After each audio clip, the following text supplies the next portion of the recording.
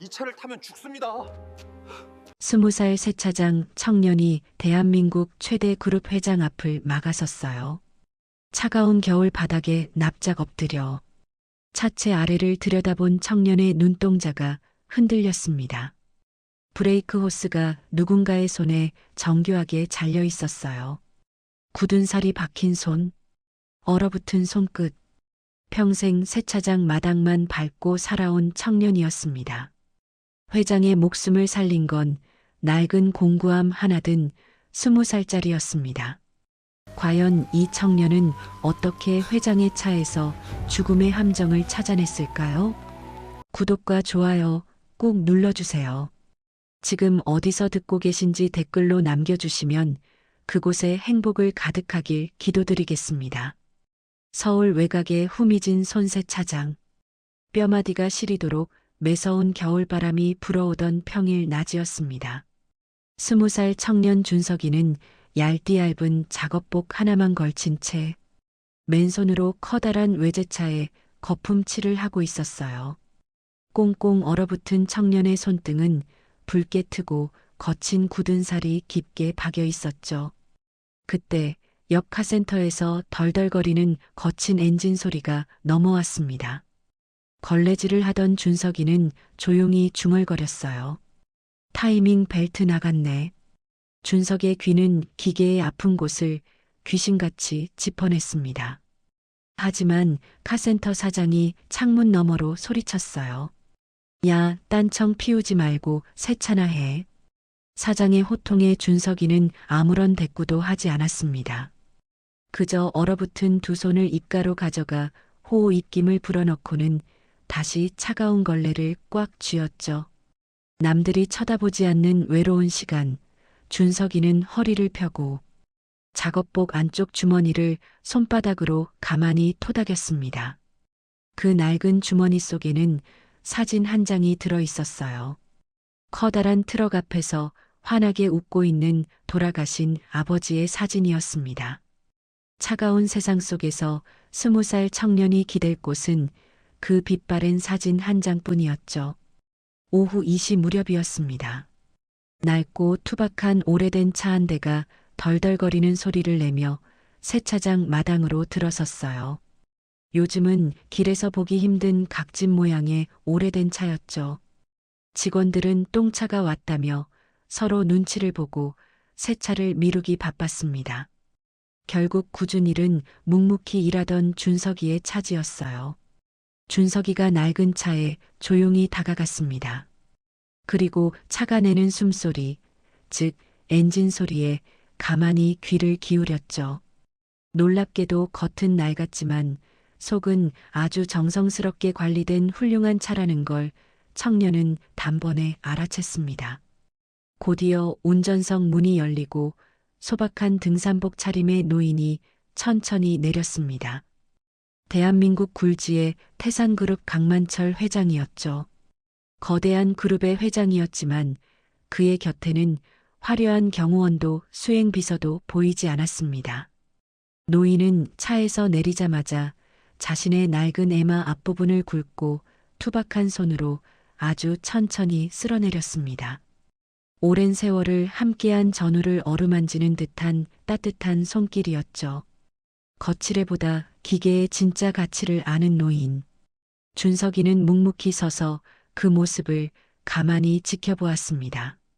준석이가 낡은 차의 뒷바퀴 안쪽으로 몸을 숙여 휠을 닦아내기 시작할 때였습니다. 차가운 쇳덩이를 문지르던 청년의 손끝에 무언가 미끈하고 끈적한 액체가 묻어났습니다.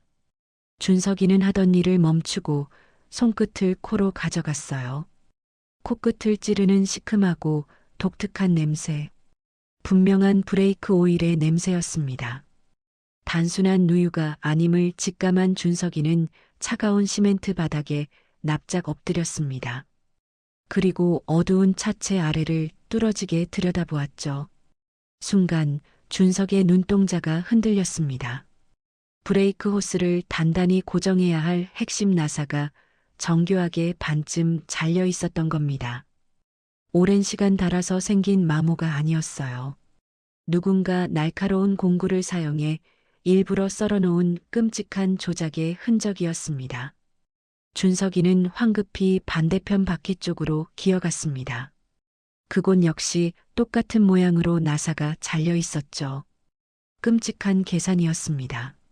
시내를 얌전히 달릴 때는 간신히 버티겠지만 내리막길에서 브레이크를 깊게 밟는 순간 엄청난 압력을 견디지 못하고 호스가 완전히 터져버리는 악마 같은 구조였죠. 얼음장같이 차갑던 준석이의 손이 미세하게 떨리기 시작했습니다. 같은 시각 세차장과는 멀리 떨어진 태산그룹 본사의 화려한 부회장실이었습니다. 말끔하고 고급스러운 수트 차림의 오태준 부회장은 푹신한 의자에 앉아 여유롭게 창밖을 내려다보고 있었죠.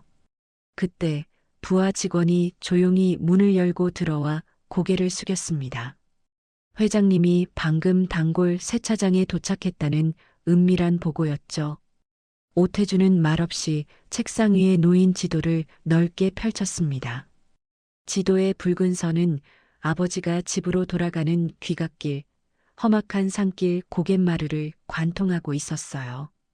특히나 오른쪽이 아득한 낭떠러지인 내리막 급커브 구간이 무려 3군데나 표시되어 있었습니다. 오태준은 천천히 지도를 덮고 다시 의자에 몸을 기댔습니다. 친아버지를 험한 산길에서 사고사로 위장해 죽이려는 끔찍한 계획을 세워두고도 아들의 표정은 머리카락 한 올 흔들림 없이 평온했습니다. 부하 직원이 방을 빠져나가고 홀로 남은 오태준은 아주 느긋한 눈빛으로 흐린 겨울 하늘을 올려다보았습니다. 시간이 흘러 오후 2시 40분. 다시 세차장 마당이었습니다. 정성껏 세차를 마친 강 회장이 주머니에서 손을 빼며 차 키를 받으려 굵은 손을 내밀었습니다. 그런데 그때였습니다. 늘 고개를 숙이고 일하던 준석이가 강 회장의 앞을 정면으로 막아섰어요. 당찬 20살 청년의 행동에 강 회장의 주름 사이로 매서운 눈살이 찌푸려졌죠. 긴장된 공기가 마당을 맴도는 순간 준석이가 단호한 목소리로 입을 열었습니다. 이 차 타시면 죽습니다. 청년의 입에서 나온 끔찍한 단어에 강 회장의 눈빛이 거세게 흔들렸어요. 준석이는 흔들림 없는 단호한 목소리로 다시 한번 소리쳤습니다. 브레이크 선을 누군가 일부러 잘라놨어요. 말이 끝나기가 무섭게 준석이는 회장의 차 키를 빼앗아 쥐고 낡은 차 운전석으로 뛰어올랐습니다. 그리고 거칠게 시동을 걸었죠. 부르릉거리는 낡은 엔진 소리가 울려 퍼지고 준석이는 제자리에서 기어를 중립에 둔 채 가속 페달을 끝까지 밟았습니다. 엔진이 찢어질 듯한 굉음이 마당을 가득 채우는 순간 준석이는 젖먹던 힘까지 다해 브레이크 페달을 콱 짓밟았습니다. 펑! 풍선이 터지는 듯한 소름 끼치는 파열음과 함께 차체 아래쪽에서 시커먼 브레이크 오일이 폭포수처럼 쏟아져 내렸습니다. 차가운 시멘트 바닥이 순식간에 시커먼 피를 흘리듯 오일로 흥건하게 젖어 들어갔죠. 강 회장은 그 자리에 돌처럼 얼어붙었습니다. 바닥으로 쏟아지는 검은 액체를 내려다보는 노인의 두 눈이 충격으로 일렁였습니다. 자신이 평생을 바쳐 일군 회사에서 누군가 자신의 목숨을 노렸다는 잔혹한 진실을 온몸으로 받아들이는 순간이었습니다. 거칠게 돌아가던 세차장 마당은 숨소리조차 들리지 않을 만큼 차가운 정적에 휩싸였습니다. 오후 3시 세차장 한쪽 구석이었습니다. 쏟아진 검은 오일의 비릿한 냄새만이 공기 중에 떠돌고 있었죠. 세차장 직원들은 겁에 질려 멀찌감치 물러서 있었습니다. 강 회장과 준석이는 바닥에 흥건한 오일을 사이에 두고 나란히 서 있었어요. 억겁처럼 긴 침묵 끝에 강 회장이 무겁게 입을 열었습니다. 어떻게 알았냐? 강 회장의 목소리는 낮고 묵직했습니다. 준석이는 굳은 살이 박인 자신의 두 손을 내려다보며 덤덤하게 대답했어요. 손에 묻었어요. 아무런 과장도 없는 맑고 투명한 대답이었습니다. 강 회장은 청년의 낡은 작업복과 상처투성이 손을 가만히 바라보았습니다. 다시 깊은 침묵이 흘렀어요. 강 회장은 몸을 돌려 상처 입은 자신의 낡은 애마 앞부분을 다시 한번 커다란 손으로 쓸어내렸습니다. 그리고 천천히 안주머니로 손을 넣어 무언가를 꺼냈습니다. 금박이 은은하게 빛나는 빳빳한 명함 한 장이었습니다. 강 회장이 명함을 준석의 거친 손에 쥐어주며 낮게 말했습니다. 내일 아침 7시 세차장 말고 내 차고지로 와줄 수 있겠냐? 얼떨결에 명함을 받아든 준석이는 눈을 크게 깜빡였습니다. 시선이 명함 위로 향했죠. 그곳에는 태산그룹 회장 강만철이라는 글자가 묵직하게 새겨져 있었습니다. 청년이 놀라 고개를 들었을 때 강 회장은 이미 걸음을 옮기고 있었습니다. 거센 겨울바람이 불어오는 골목 끝으로 강 회장의 단단한 등산복 뒷모습이 서서히 사라지고 있었어요. 청년의 낡은 주머니 속 아버지의 사진, 그리고 손에 쥐어진 명함 한 장. 거대한 태산그룹의 문이 가장 낮은 곳에 있던 20살 청년에게 조용히 열리고 있었습니다. 다음 날 아침이었습니다. 서울 도심 한복판 태산그룹 본사 건물 지하 깊숙한 곳에 외부에는 전혀 알려지지 않은 공간이 하나 있었어요. VIP 차고지였습니다. 일반 직원들은 존재조차 모르는 곳이었죠.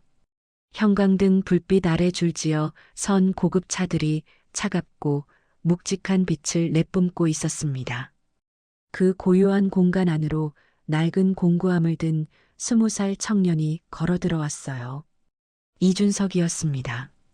어제 받아든 명함 한 장이 이 거대한 문을 열었습니다. 준석이는 차고지 입구에서 잠깐 발걸음을 멈췄어요. 평생 손세차장 마당만 밟고 살아온 청년에게 이 공간은 전혀 다른 세계였습니다. 차가운 지하 공기 속에서 고급 차들 특유의 가죽 냄새와 기름 냄새가 은은하게 섞여 코끝을 스쳤어요. 박 기사가 안쪽에서 걸어 나왔습니다. 말 한마디 없이 손짓으로 따라오라는 신호를 했죠. 준석이가 뒤를 따랐어요. 차고지 가장 안쪽 구석, 검은 천으로 덮인 차 한 대가 홀로 서 있었습니다. 박 기사가 천천히 천을 걷어냈어요. 칠흑처럼 검고 육중한 차체가 형광등 불빛을 받아 묵직하게 빛났습니다. 태산그룹 회장 전용 최고급 대형 세단이었어요. 준석이는 그 자리에 서서 차를 바라봤습니다. 그때 뒤에서 발소리가 들렸어요. 강 회장이었습니다. 어제의 등산복이 아니었어요.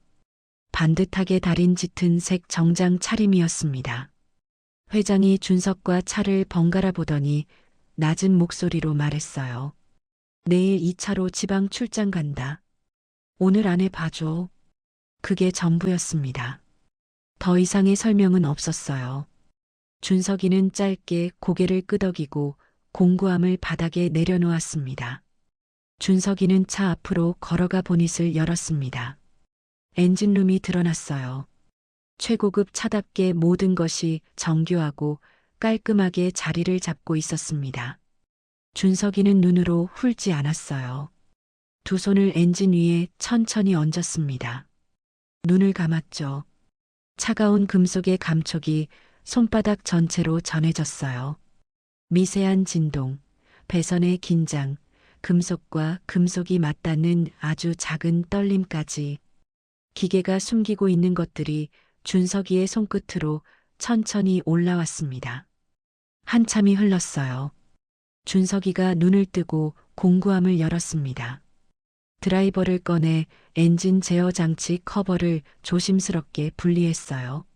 내부 배선들이 모습을 드러냈습니다. 준석이는 배선 하나하나를 손끝으로 따라가며 살폈어요. 그러다 한 곳에서 손끝이 멈췄습니다. 육안으로는 절대 보이지 않는 아주 미세한 절개 흔적이었습니다. 준석이가 박 기사를 불렀어요. 목소리가 낮았습니다. 이거 엔진 컴퓨터 건드린 거예요. 고속에서 시동이 꺼지게 해놨어요. 박 기사의 얼굴에서 핏기가 빠졌습니다.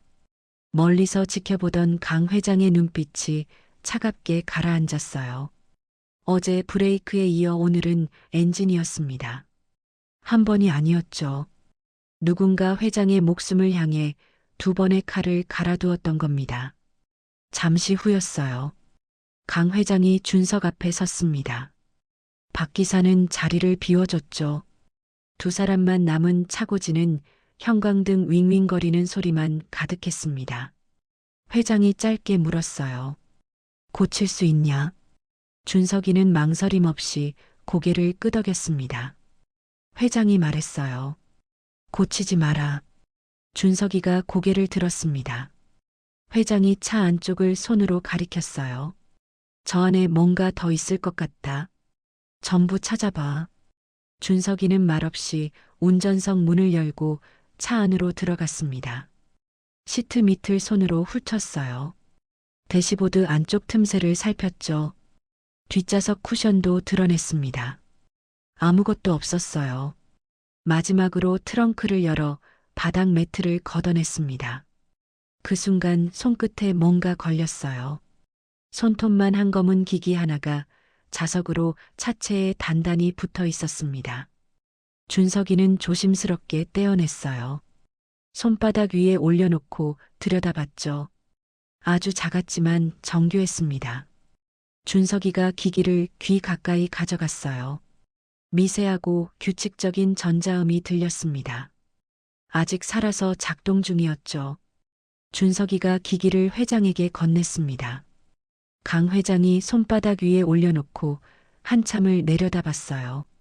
작은 기기였지만 그 무게는 결코 가볍지 않았습니다. 박 기사가 돌아와 기기를 살피더니 낮게 말했습니다.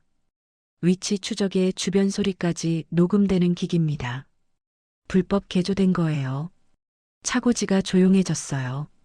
박 기사가 회장을 바라봤습니다. 회장님, 당장 경찰에 신고하셔야. 강 회장이 손을 들었어요. 박 기사가 말을 멈췄습니다. 회장이 기기를 준석에게 돌려줬어요.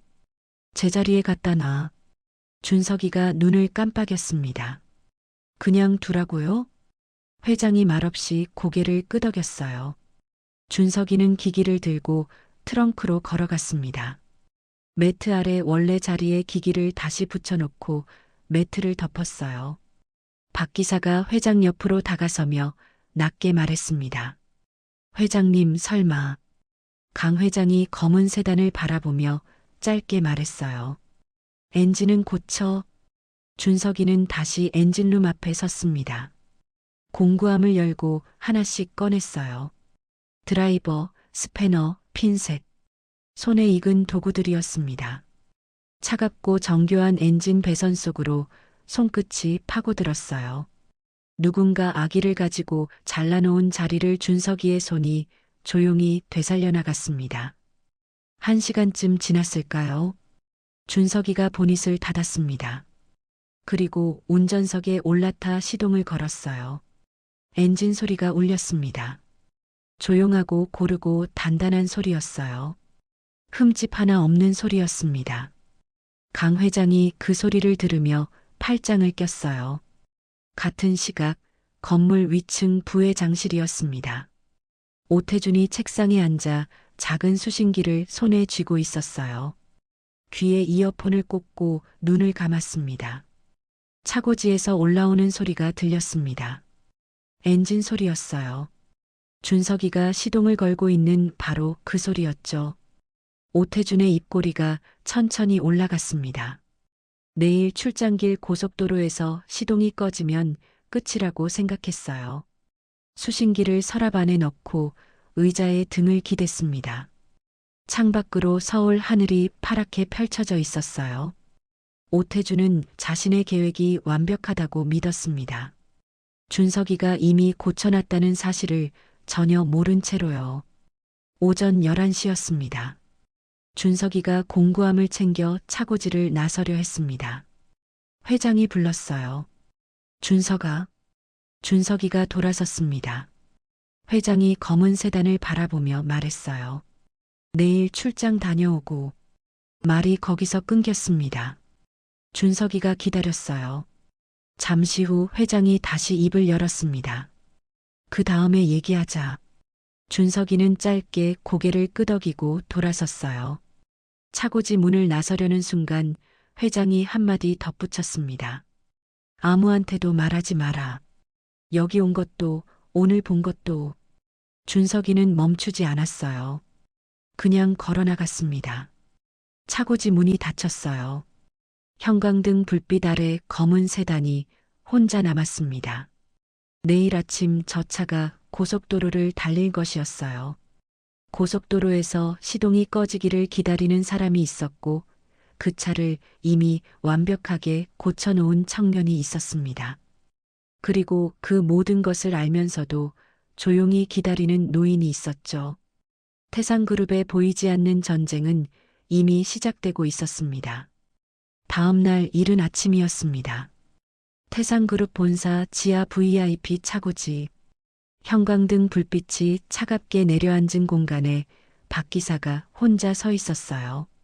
검은 세단 앞이었습니다. 어제 준석이가 손을 본 바로 그 차였죠. 박 기사는 차 앞에서 팔짱을 낀 채 발소리가 들려오는 쪽을 바라봤습니다. 강 회장이 내려왔어요. 정장 차림이었습니다. 짙은색 넥타이를 반듯하게 매고 있었어요. 지방 출장을 앞둔 모습이었죠. 박 기사가 조수석 문을 열려고 손을 뻗었습니다. 회장이 손을 저었어요. 오늘은 내가 직접 몬다. 박 기사의 손이 멈췄습니다. 회장이 운전석 문을 열고 천천히 탔어요. 시동을 걸었습니다.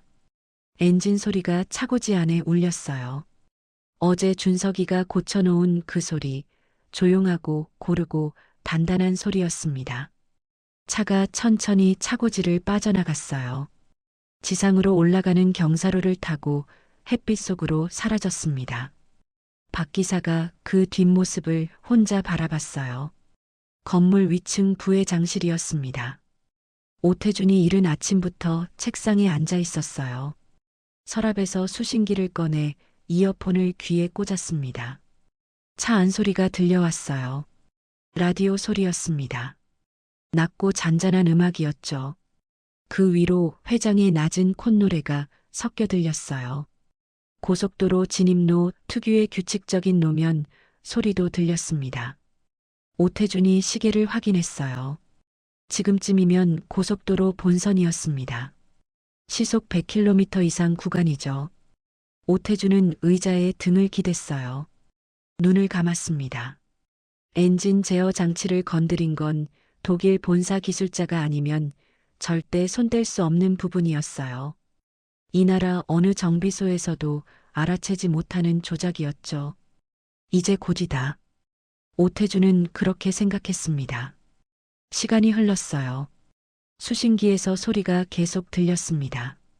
라디오 소리, 콧노래, 엔진 소리.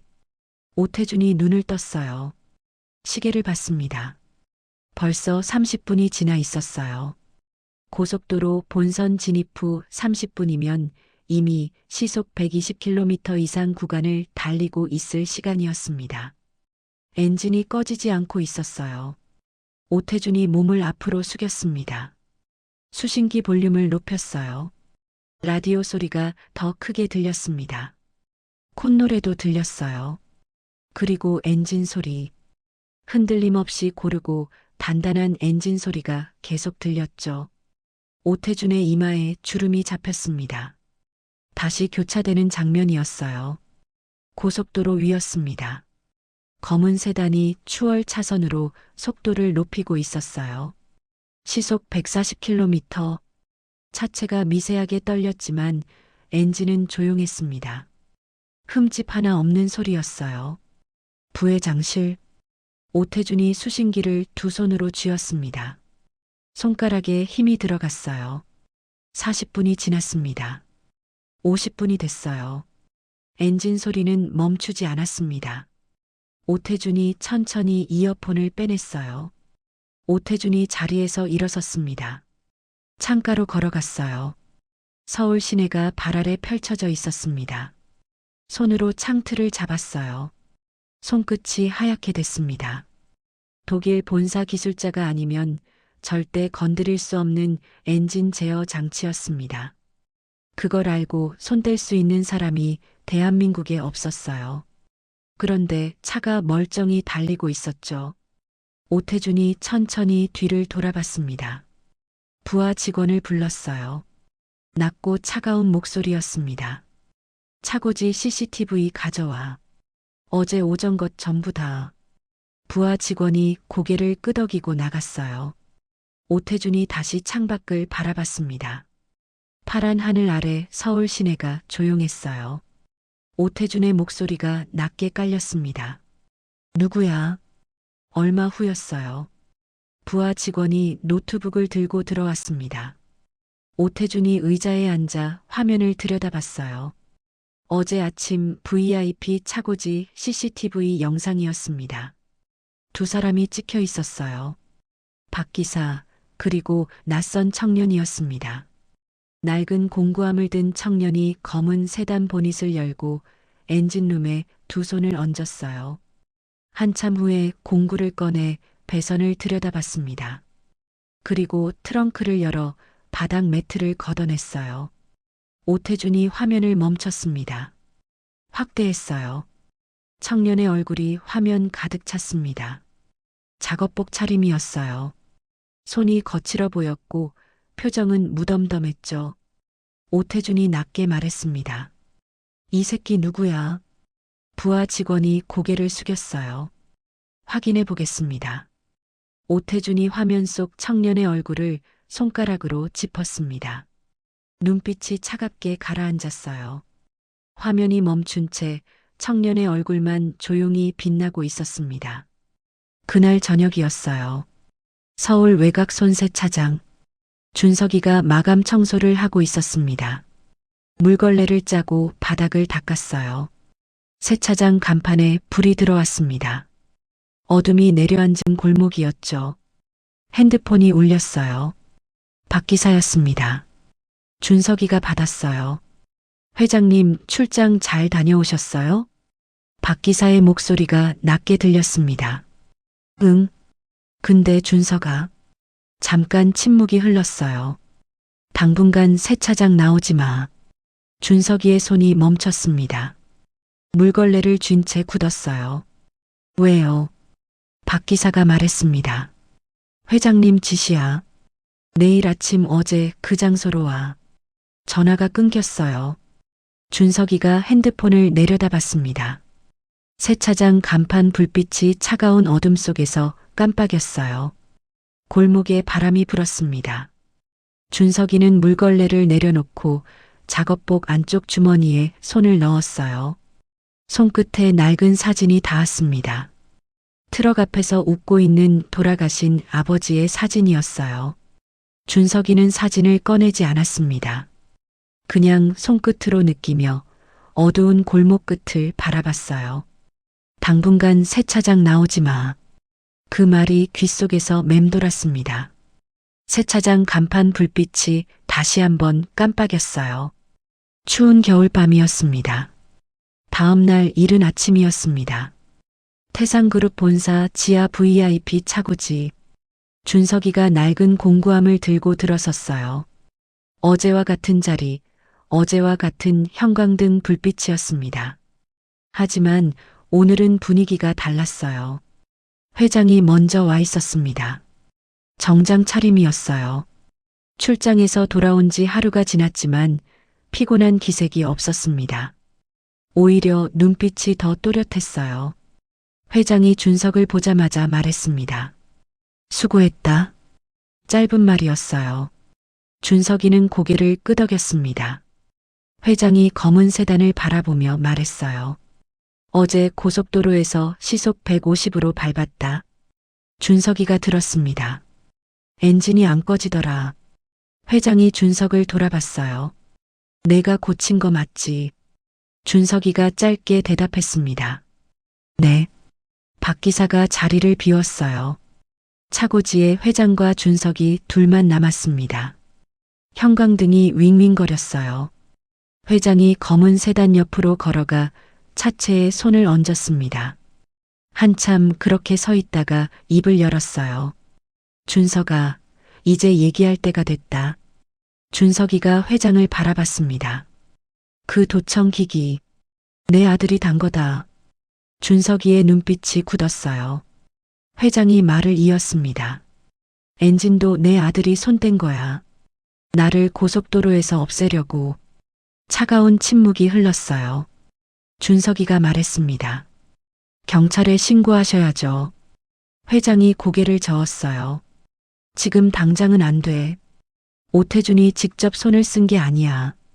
중간에 사람을 뒀어. 지금 내가 가진 건 도청기기 하나뿐이고 그걸로는 부족해. 박 기사가 돌아오며 말했어요. 확실한 증거가 나올 때까지는 움직이면 안 됩니다. 회장이 검은 세단을 바라보며 말했습니다. 그래. 지금은 지켜보는 거야. 그 녀석이 다음 수를 둘 때까지. 같은 시각이었습니다. 태산그룹 본사 부회장실. 오태준이 책상에 앉아 부하 직원의 보고를 듣고 있었어요. 부하 직원이 서류를 내밀었습니다. 이준석입니다. 20살이고요. 어릴 때 아버지를 잃고 할머니 손에 자랐습니다. 세차장에서 일하면서 정비를 독학했어요. 오태준이 서류를 집어들었습니다. 맨 위에 준석이의 사진이 붙어 있었어요. 작업복 차림에 굳은 살이 박인 손을 가진 20살 청년이었습니다. 오태준이 사진을 오래 바라봤어요. 세차장 알바가 독일 본사 기술자도 못 건드리는 걸 고쳤다고?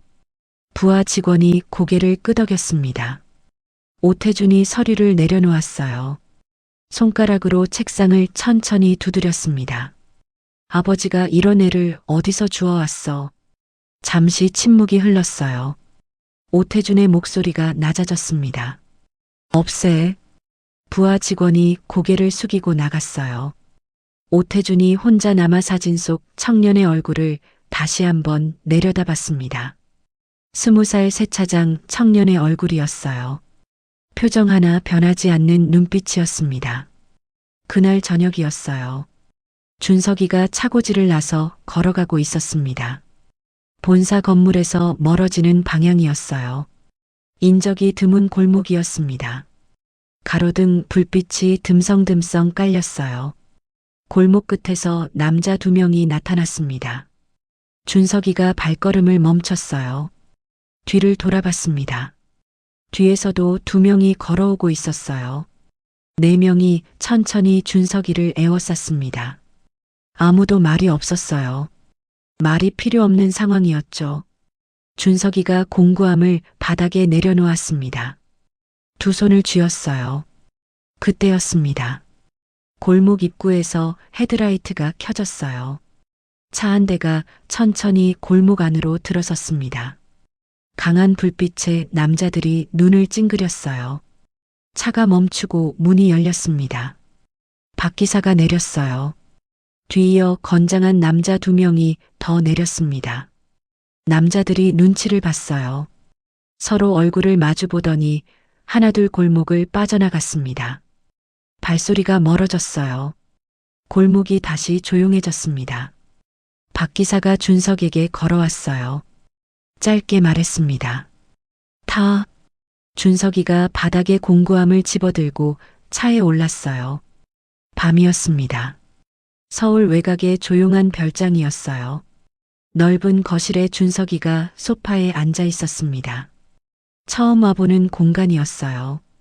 천장이 높았고 창밖으로 서울 야경이 펼쳐졌습니다.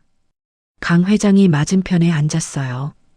박 기사가 따뜻한 차를 가져다 놓고 조용히 자리를 비웠습니다. 회장이 말했어요. 당분간 여기 있어라. 준석이가 말했습니다. 저 때문에 회장님이 더 위험해지는 거 아닌가요? 회장이 고개를 저었어요. 오태준이 너를 건드린 건 내 쪽에서 뭔가 움직이고 있다는 걸 눈치챈 거야. 이미 늦었어. 준석이가 잠시 생각했습니다. 그럼 어떻게 할 거예요? 회장이 창밖을 바라봤어요. 서울 야경이 멀리 반짝이고 있었습니다. 회장이 천천히 입을 열었습니다. 그 녀석이 내 차에 녹음기를 달았으니까. 말이 거기서 끊겼어요. 준석이가 기다렸습니다. 회장이 다시 말했어요. 나도 똑같이 해주면 되지. 늦은 밤이었어요. 거실 불이 꺼지고 별장이 조용해졌습니다. 준석이는 창가에 혼자 앉아 있었어요. 무릎 위에 낡은 공구함을 올려놓고 있었습니다. 창밖으로 서울 야경이 낮게 깔렸어요. 준석이가 공구함을 열었습니다. 공구들을 하나씩 꺼냈어요. 드라이버, 스패너, 핀셋, 하나씩 꼼꼼히 닫고 다시 제자리에 넣었습니다. 손에 익은 도구들이었어요. 할머니가 사준 드라이버, 세차장에서 모은 돈으로 산 스패너, 카센터 사장이 버린 걸 주워온 핀셋. 하나하나 사연이 있는 것들이었죠. 마지막으로 작업복 안쪽 주머니에 손을 넣었습니다. 돌아가신 아버지의 사진이었어요. 준석이는 사진을 꺼내지 않았습니다. 손끝으로 느끼며 창밖을 바라봤어요. 서울 야경이 조용히 빛나고 있었습니다. 공구함을 닫았어요. 눈빛이 흔들리지 않았습니다. 20살 청년의 눈빛이었어요. 두렵지 않은 건 아니었겠죠. 하지만 도망치지 않을 눈빛이었습니다. 창밖에 밤이 깊어가고 있었어요. 며칠이 지났습니다. 별장 거실이었어요. 아침 햇살이 넓은 창문으로 들어오고 있었습니다. 강 회장과 준석이가 마주 앉아 있었어요. 박 기사가 옆에 서 있었습니다. 회장이 말했어요. 오태준이 아직 다음 수를 안 뒀어. 기다리고 있어. 박 기사가 말했습니다. 차고지 CCTV 확인한 것 빼고는 별 움직임이 없습니다. 회장이 고개를 끄덕였어요. 잠시 침묵이 흘렀습니다. 그때 준석이가 입을 열었어요. 회장님, 저 차에 녹음기가 아직 살아있죠. 회장이 준석을 바라봤습니다. 오태준 부회장이 지금도 듣고 있을 거예요. 회장의 눈빛이 달라졌어요. 박 기사가 두 사람을 번갈아 봤습니다. 아침 햇살이 거실 바닥에 길게 드리워졌어요. 회장이 자리에서 일어나 창가로 걸어갔습니다. 서울 시내가 내려다 보였어요. 회장이 두 손을 등 뒤로 모으고 서서 말했습니다. 그 녀석이 듣고 싶어 하는 게 뭔지 알아? 박 기사가 말했어요. 회장님이 혼자 움직이는 거죠. 증거를 가지러 간다든가. 회장이 고개를 끄덕였습니다. 비밀장부. 준석이가 물었어요. 실제로 있는 건가요? 회장이 짧게 말했습니다. 없어. 침묵이 흘렀어요. 창밖으로 서울 하늘이 맑았습니다. 회장이 다시 말했어요. 근데 오태준은 있다고 믿게 될 거야. 박 기사가 낮게 말했습니다. 회장님, 그 녀석이 산길에 사람을 풀 겁니다. 회장이 천천히 돌아서며 고개를 끄덕였어요. 그래야지. 그날 오후였습니다. 준석이가 혼자 VIP 차고지로 내려갔어요. 형광등 불빛이 차갑게 내려앉은 공간이었습니다. 준석이가 검은 세단 앞에 섰어요. 트렁크를 열었습니다. 바닥 매트를 걷어냈어요. 도청 기기가 그대로 붙어 있었습니다. 작고 검은 기기였어요. 배터리가 살아 있었습니다. 아직 작동 중이었죠. 준석이가 매트를 다시 덮었어요. 트렁크를 닫고 운전석으로 걸어갔습니다. 문을 열고 안으로 들어가 핸들을 잡고 앉았어요. 아무 말도 하지 않았습니다. 그냥 차 안을 천천히 둘러봤어요. 대시보드, 계기판, 뒷좌석, 트렁크 쪽 벽면. 며칠 후 이 차가 산길을 올라갈 것이었습니다. 준석이가 운전석에서 내렸어요. 차고지 한쪽에 서 있는 회장을 바라봤습니다. 회장님, 저 이 차 한 가지만 더 손봐도 될까요? 회장이 물었어요. 뭘? 준석이가 말했습니다. 말씀드리기 전에 하루만 주세요. 회장이 준석을 한참 바라봤어요. 그리고 짧게 고개를 끄덕였습니다. 다음 날 밤이었어요. 차고지에 준석이 혼자 있었습니다. 공구함을 열고 작업을 시작했어요. 운전석 아래 공간을 분리했습니다. 작은 전자장치 하나를 꺼내 조심스럽게 설치했어요. 배선을 엔진 제어 장치와 연결했습니다. 손끝이 정교하게 움직였어요. 납땜 냄새가 차고지 안에 퍼졌습니다. 1시간쯤 지났을까요? 준석이가 차에서 내렸어요. 공구함을 닫고 뒤로 물러섰습니다. 손에 작은 리모컨이 들려 있었어요. 손가락으로 버튼을 눌렀습니다. 검은 세단에 시동이 걸렸어요. 아무도 타지 않은 차였습니다.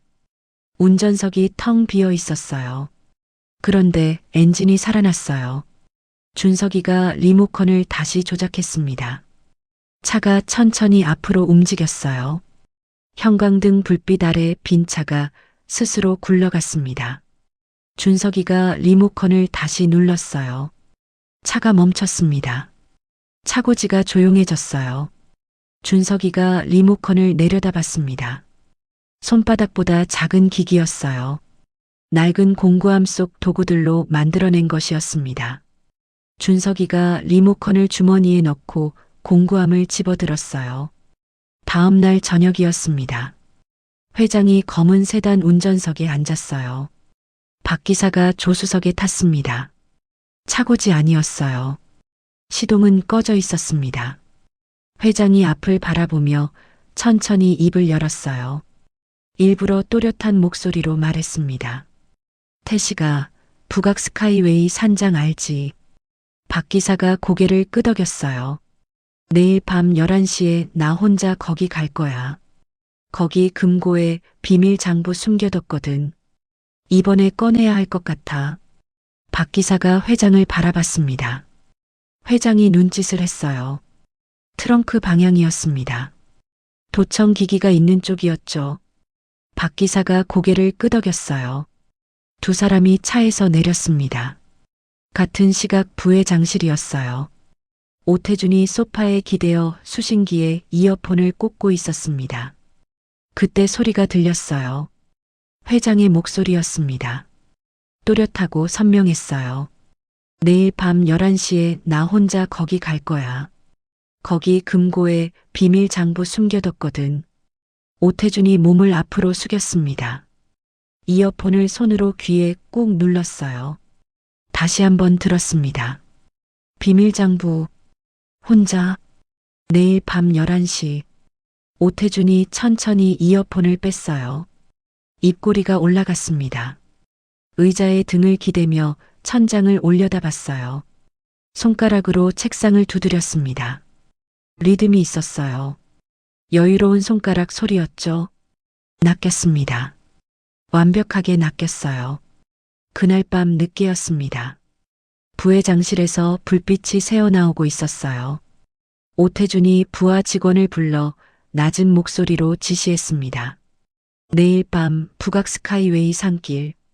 급커브 3군데에 사람 심어놔. 차가 지나가면 밀어버려.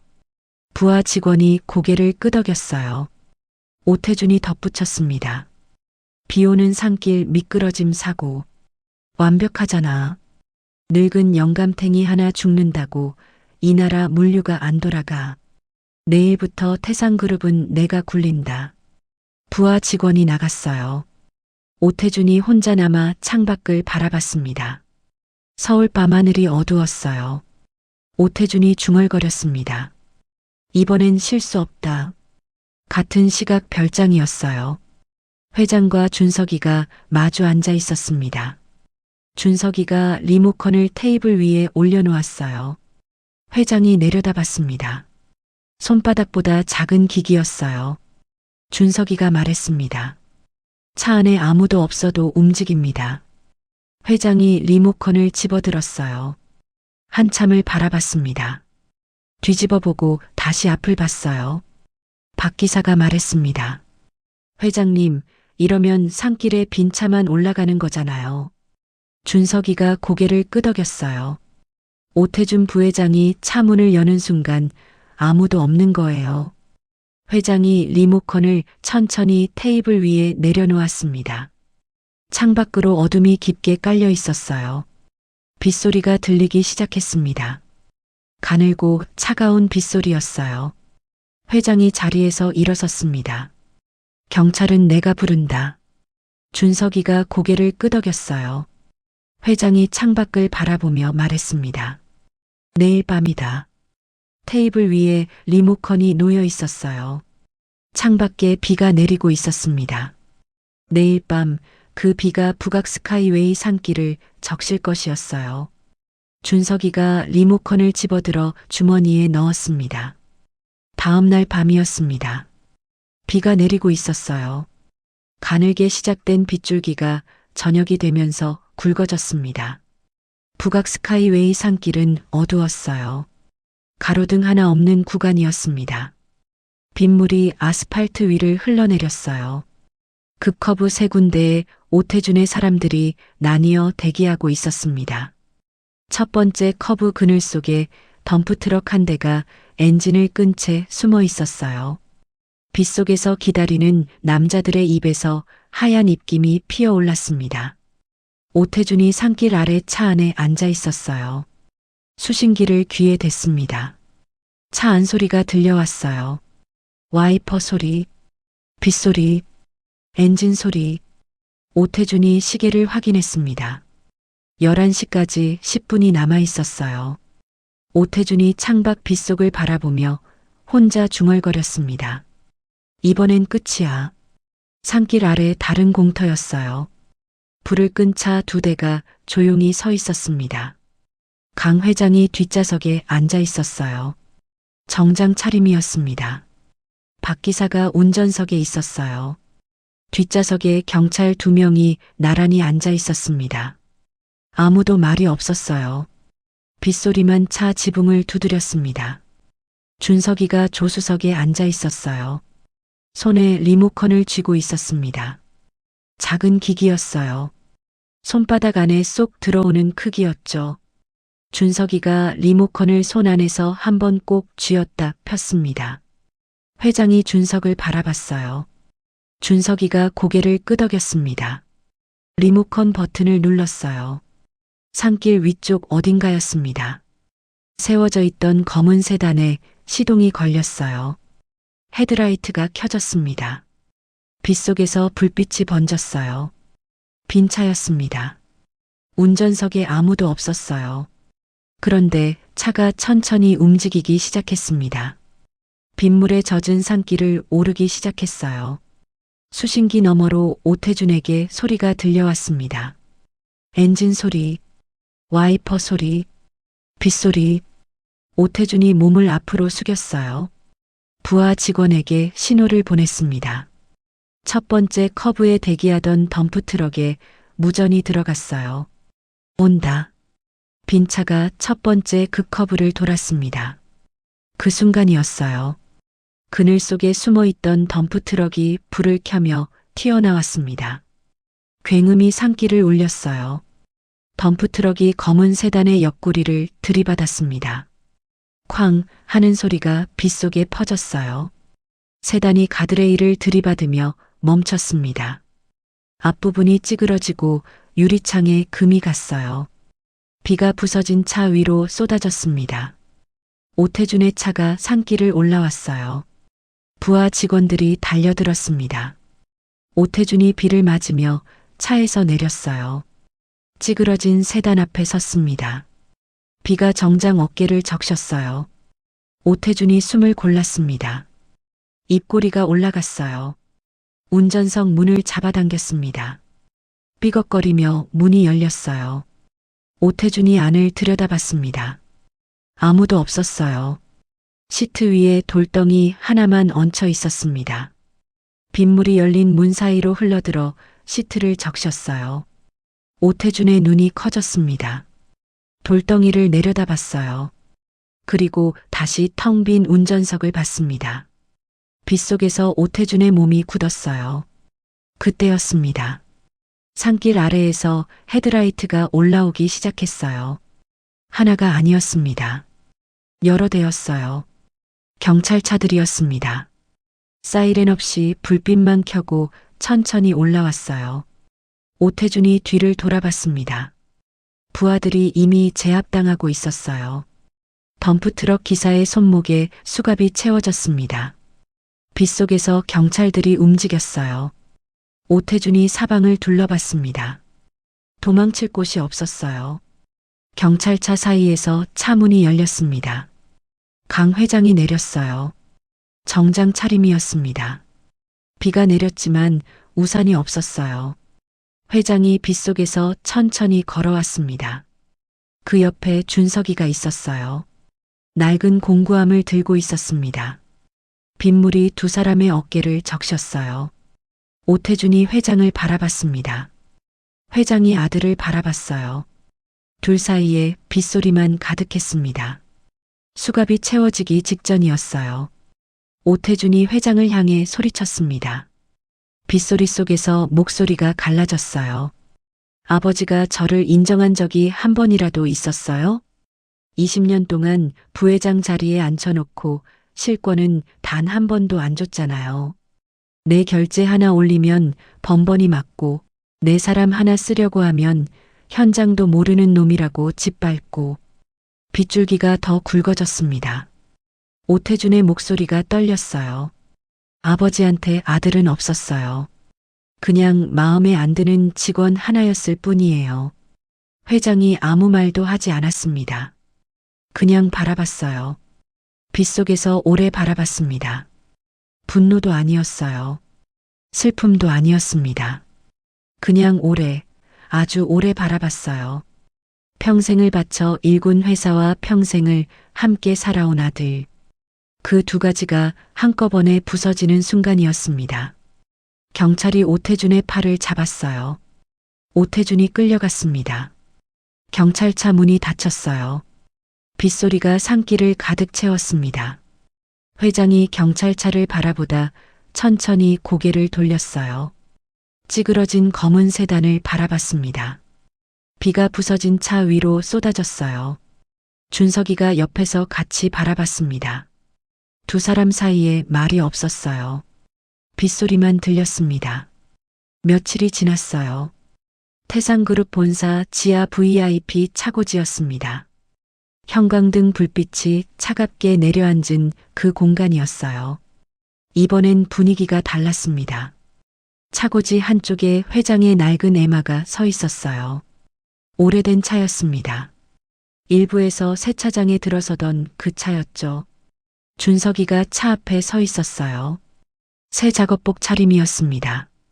가슴에 태상그룹 로고가 선명하게 박혀 있었어요. 뻣뻣하게 다려진 작업복이었습니다. 준석이가 작업복 앞면을 손으로 한번 쓸어내렸어요. 낯선 감촉이었습니다. 박 기사가 옆에서 말했어요. 오늘부터 공식이야. 준석이가 로고를 내려다봤습니다. 태상그룹. 세 글자였어요. 세차장 마당에서 평생을 보낼 줄 알았던 20살 청년이 그 이름을 가슴에 달게 됐습니다. 강 회장이 차고지로 들어섰어요. 준석을 보더니 잠깐 멈췄습니다. 위아래로 훑었어요. 그리고 말했습니다. 잘 맞네. 딱 두 마디였어요. 하지만 준석이는 그 두 마디가 어떤 긴 말보다 무겁게 느껴졌습니다. 회장이 낡은 차 앞부분으로 걸어갔어요. 그리고 천천히 손을 뻗어 차 앞범퍼를 쓸어내렸습니다. 세차장에서 하던 그 손길이었어요. 달라진 게 없었습니다. 오래된 차를 아끼는 사람의 손길이었죠. 회장이 말했어요. 이 차 오늘 좀 봐줘. 준석이가 공구함을 바닥에 내려놓았습니다. 보닛을 열었어요. 엔진룸이 드러났습니다. 준석이가 두 손을 엔진 위에 천천히 얹었어요. 눈을 감았습니다. 엔진의 감촉이 손바닥 전체로 전해졌어요. 미세한 진동, 따뜻한 금속의 온기. 오래됐지만 정성껏 관리된 차 특유의 묵직한 떨림이었습니다. 준석이가 눈을 감은 채 그 감촉을 느꼈어요. 작업복 안쪽 주머니에 낡은 사진이 들어 있었습니다. 트럭 앞에서 환하게 웃고 있는 돌아가신 아버지의 사진이었어요. 준석이는 사진을 꺼내지 않았습니다. 손끝으로 엔진의 온기를 느끼며 그냥 서 있었어요. 눈을 떴습니다. 별 이상 없어요, 회장님. 회장이 차 옆에 서서 말했어요. 그래. 앞으로도 잘 부탁한다. 그게 전부였습니다. 더 이상의 말은 없었어요. 차고지에 형광등이 윙윙거렸습니다. 준석이가 공구함에서 드라이버를 꺼내 점검을 시작했어요. 손에 익은 도구였습니다. 달라진 건 가슴의 로고 하나뿐이었어요. 하지만 그걸로 충분했습니다. 오늘의 사연 어떠셨나요? 낮은 곳에 있다고 해서 작은 사람이 아니었습니다. 가장 낮은 곳에서 가장 큰 반전이 시작됐습니다. 오늘 이야기가 마음에 남으셨다면 구독과 좋아요 함께 해주세요. 끝까지 함께 해주셔서 고맙습니다.